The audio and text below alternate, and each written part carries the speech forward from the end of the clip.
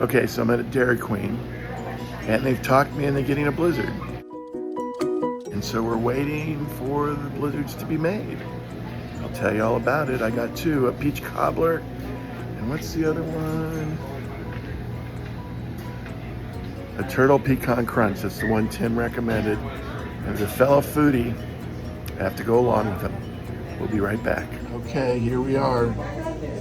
The peach picnic cobbler blizzard and the turtle. What was it, Tim? It's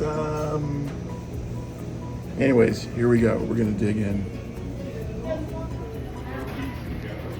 Okay, we're starting off with the peach. It's got like little pieces of cobbler in there. Let's see how it is.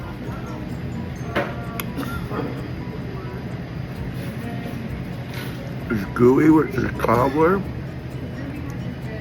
It tastes really good. It's really good. Kim, you're right. It's really good.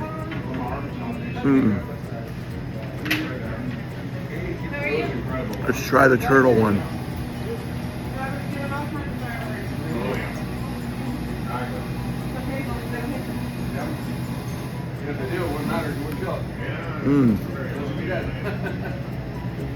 That one's really cold, but it's good.